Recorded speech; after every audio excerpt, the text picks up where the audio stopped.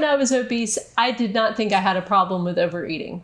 The thing is, it's not always obvious that you're overdoing it on food. On my 80-pound weight loss journey, I learned that I had been overeating quite frequently. In this video, I'm going to take what I learned and help you recognize the signs that you're overeating, and I'm also going to give you tricks that worked for me to help you stop.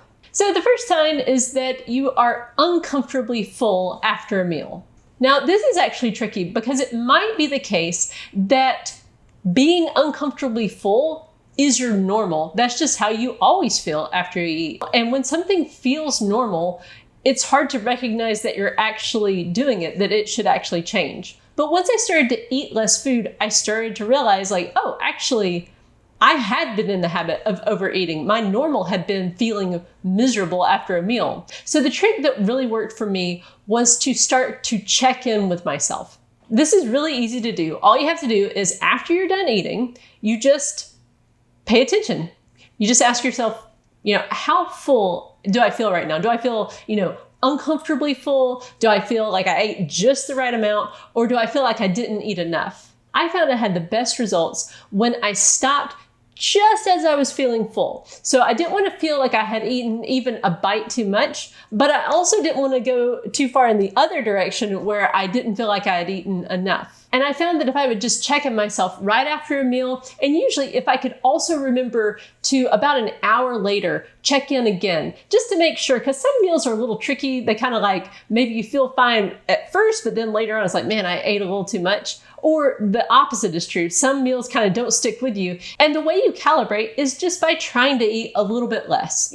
Most of us are creatures of habit, meaning most of the time we're eating meals that we're used to eating. You know about how many pieces of pizza you eat when you sit down to eat pizza. So, if you normally eat 4, try 3 pieces, or maybe just 3.5 pieces, and pay attention, just look at it as trial and error. And eventually you'll find that Goldilocks zone. Sign number 2 that you're overeating, you snack. Now, this one is a tough one because the thing with snacking is you may actually be overeating because of your snacking and you just don't realize it because the snack's really small. But the thing is, overeating means that you're consuming too much food overall. And when you're snacking, you may never actually feel overly full. But you can certainly be in a caloric surplus, which will bring the pounds on. It just seems so innocent, but calories add up so quickly. 2 double stuffed Oreos, which that's my favorite cookie. I love them so much. I ate them while I was losing weight, and I continue to eat them throughout maintenance. And by the way, if you would like to know more about my 80-pound weight loss journey and the laid-back way I practice intermittent fasting, doing things like eating double stuffed Oreos the entire time, check out my book, The Laid Back Guide to Intermittent Fasting. It's got 4.6 stars on Amazon and it has 736 reviews.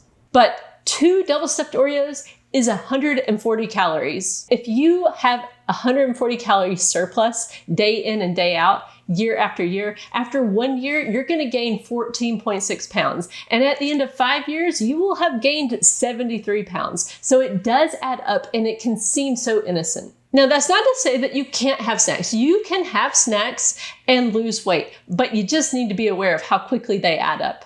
I used to be a snacker, but I'm really not much of one anymore. Now, the reason for that is, for me, snacking a lot of times is tied to emotional eating. In other words, the reasons I want to snack are usually because I'm bored, or I'm stressed, or I'm angry, or I'm sad. I made a rule for myself, and this really helped me with learning how to tell if I was actually wanting to snack because I was truly hungry versus just snacking for the reason that it was going to distract me. I made the rule that I had to actually fix the snack and take it to my dining room table and to sit down and eat the snack and do nothing else. I couldn't have the TV on in the background. I could not have my phone with me. I couldn't have a book. I couldn't have my work. I had to just sit there and eat a snack, and that was it.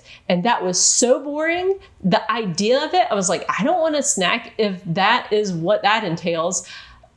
I just stopped snacking so much. Sign number 3 that you're overeating, you eat really fast. Now, I am a fast eater. I always have been. I remember back when I was a kid, my mom would say, the food's not going anywhere. Why don't you slow down? Why don't you try chewing the food? I've always eaten fast. But here's the thing about fast eating. When you are just consuming food really, really fast, it's easy to consume a lot of calories. So the key, of course, is to slow down. And it's really hard to. I don't know what to tell you other than the things that have worked for me. And this is still, I would say, the number one thing I struggle with on the weight loss journey.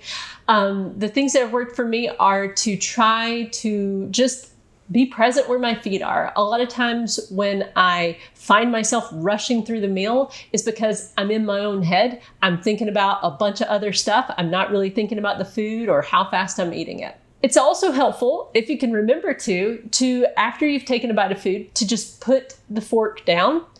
And then when you're ready for another bite, to pick it back up again. Again, one of those things sounds really easy, doesn't it? And I have a very hard time remembering to do that. You can also try chewing your food more times than you feel is, necessary. Again, that's one of those things. I don't really like doing that. I find it hard to implement, but some people find success with it.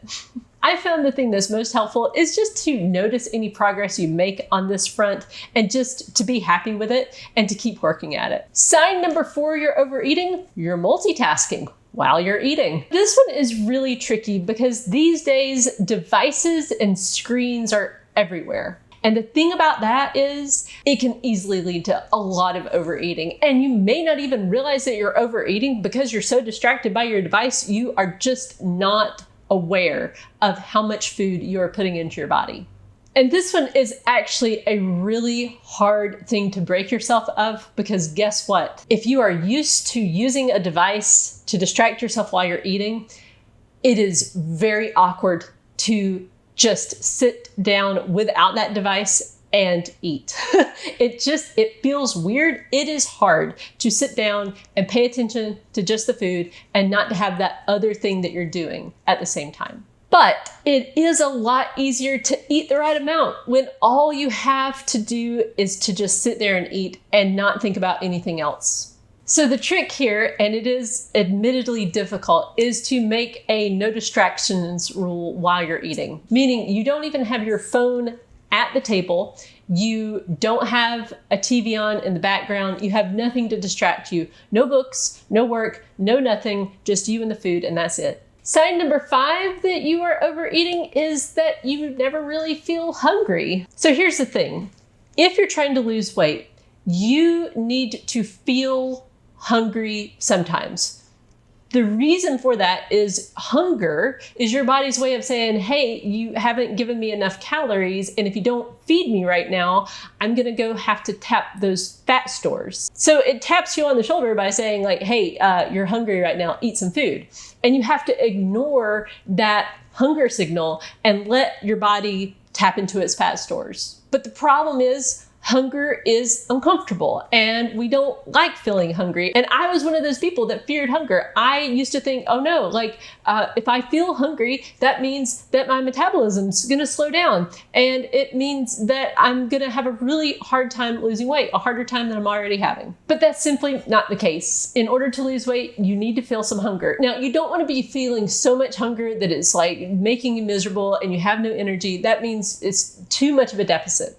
But you should be feeling some hunger sometimes. And if you're never feeling it, it's a pretty sure sign that you're overeating.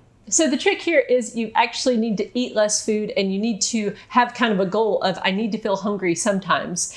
And the thing about that is, once you accomplish that goal, you're going to be feeling hungry, which means you need to know how to deal with hunger. Now, I found the best way to deal with hunger is to just get busy doing other things. If you just distract yourself, it's a lot easier to deal with. And especially if you're in a reasonable deficit, it's not going to be very much hunger at all. It's just enough to kind of tap you on the shoulder and say, hey, you're hungry right now, and you can power through and get to your next meal. If the hunger feels unmanageable, it means that your deficit is too severe and you need to eat more food. But there's really no reason to fear hunger, provided that you actually do need to lose weight. And I would highly recommend check out the BMI, that's the body mass index, plug in any online calculator, your weight, and your height. And it'll tell you, like, are you overweight? Do you need to lose some weight? Or are you at a normal BMI? If you're at a normal BMI, there's no reason to lose more. And the last sign that you are overeating is you're gaining weight. Now, this one is actually a little bit trickier than it sounds because, of course, yes, if your weight is going up over time, it does mean that you're overeating. But here's the thing. As a human being, your weight will naturally fluctuate. Everyone's weight fluctuates to some degree. Now, some people have more fluctuations than others. And this is where it comes down to you just kind of have to learn what is normal for you. What I have found the most helpful and what keeps me sane is I weigh every single day. I keep track of that weight in a weight tracking spreadsheet. You can get it for free on my website. I don't ask for your email or anything. 6milesofsupper.com/freebies. And you can start using that and track your weight that way, or you can use apps that will track your weight. But the point is, what has been helpful for me is to weigh daily, keep track of my 7-day average, and then watch how my 7-day average is trending over time. So if you find that you are weighing every day and you're keeping track of your 7-day average, and then, over weeks of time, you can just see this definite trend upwards, it means that you are overeating. Even if you go through that list of all those other 5 things and you're like, no, I'm never feeling overly full, I'm not doing any distracted eating, it still does mean at the end of the day, you are overeating. The scale is the #1 reliable indicator that you are overeating or you're not. Because if you're in a deficit, you will lose weight over time. There's just no two ways about it. So the trick to dealing with weight gain is to just get yourself into a deficit. Now, I personally love OMAD. That's my jam. I eat 1 meal a day. It's really super simple. And I also had success with just regular old intermittent fasting, doing like a 16-8 or an 18-6. But really, at the end of the day, the important thing is what works for you. Pick a plan that gets you into a deficit and that you can enjoy and that you can implement permanently in your life. That's when good, sustainable weight loss happens. And the good news is, if you pick a plan like that, you'll keep it off for the rest of your life. Thank you so much for watching this video. I hope it helped, and I'll see you in the next one.